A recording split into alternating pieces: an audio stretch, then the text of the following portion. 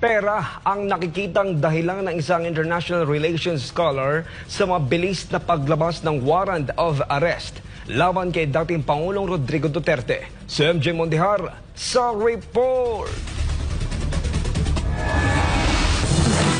Bawas ang budget ng International Criminal Court o ICC ngayong 2025 matapos tapesan ng oversight body nito. Yan ang buod ng report ng Courthouse News Service nito nakaraang Disyembre na nagdetalye sa pagpupulong ng mga kasapi ng Assembly of State Parties na bumubuo sa Rome Statute. Sa report, nasa 195 million euros lang ang naprobahang budget ng ICC ngayong taon mula sa 202 million euros na kanilang hiningi. Pinuna rin ng ICC dahil sa 12 investigasyon na kanilang inulunsad, wala ni isa ang nauwi sa trial.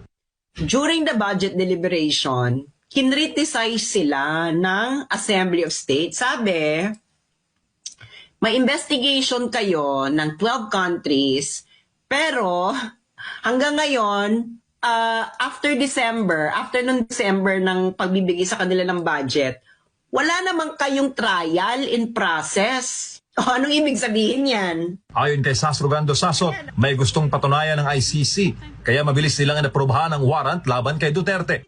Tapos, kailan sila nag-apply ng warrant? February 10, 2025. So, December, kinriticize sila. Wala na ba kayong trial?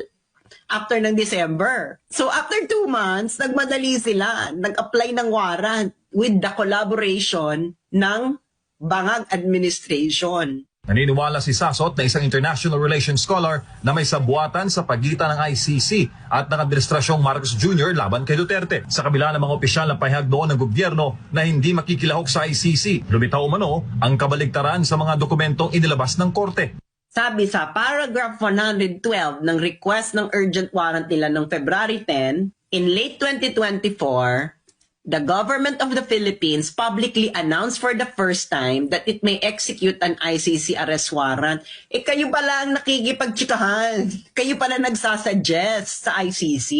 Bongbong.